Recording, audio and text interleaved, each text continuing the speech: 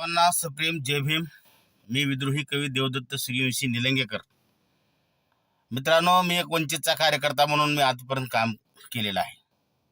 आणि या लोकसभेच्या निवडणुकीमध्ये असं दिसून आलं की ज्या लोकांनी सर्व जिल्हाध्यक्ष महाराष्ट्रातले, कुणाला म्हणून एकाला बोलत नाही, सर्व पदाधिकारी, तालुका अध्यक्ष, शहराध्यक्ष, जे काही पदाधिकारी आहेत त्या पदाधिकाऱ्यांनी आपल्या पक्षाला हरवले.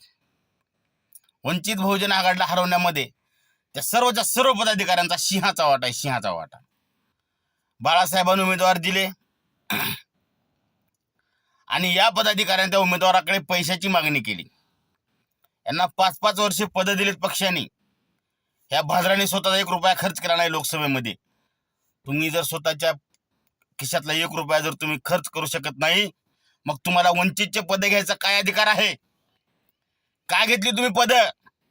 सगळा खर्च उमेदवाराने करायचा, मग तुम्ही काय करणार?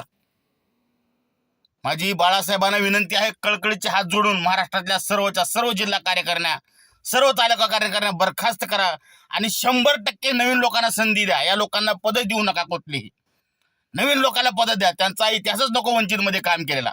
कारण या लोकांवर बाळासाहेबांनी विश्वास ठेवला आणि या लोकांनी बाळासाहेबांच्या छातीत खंजीर खुपसलाय. पाठीत नाही, छातीत. समोरासमोर पद घेताना सांगितले, मी ही करतो, मी ती करतो, मी शाखा उघड करतो, मी माझं ऑफिस घालतो, फलानं करतो, बिस्तानं करतो. आणि एक वेळेस पदे घेतल्यानंतर हे लोक प्रस्थापित पक्षांच्या मागे लागले. आम्हाला मदत करा, आम्हाला पैसे द्या, आम्हाला हे करा, ते करायचे. किंवा ते झाल्यानंतर इलेक्शन मध्ये याने उमेदवाराच्या मागे मागितले पैसे. अरे, आपला पक्ष वंचित आहे. स्वतःच्या कष्टानं काम करून आपल्याला पक्षाचं काम करायचं आहे. ही लोक विसरून गेले आणि पद भेटल्यानंतर मला काय मिळेल का या आशेनं पक्षाची वाट लावली. म्हणून माझी बाळासाहेबाला कळकळीची विनंती आहे, सर्व जिल्हा कार्यकारिण्या बरखास्त करा आणि पूर्ण नवीन कार्यकर्त्यांना संधी द्या की जे स्वतःच्या पैशातून पैसे खर्च करतील. पैसे कमवायला आलेल्या लोकांना यापुढे पक्षात स्थान द्यायचं नाही. त्याच्यामध्ये देवदत्त सूर्यवंशीला सुद्धा पक्षामध्ये ठेवू नका. कारण या लोकांनी खूप मोठं नुकसान केलंय पक्षाचं, खूप मोठं. उमेदवारांना पैसे दिले नाही, उमेदवारांनी गाडी दिली नाही, उमेदवारांनी प्रचार साहित्य दिलं नाही. अरे, उमेदवाराकडून काशा करता काय? उमेदवार का खासदार आमदार झालेत का अगोदर? आपल्या पक्षाकडे कुणीही पैशावाला कार्यकर्ता नाही.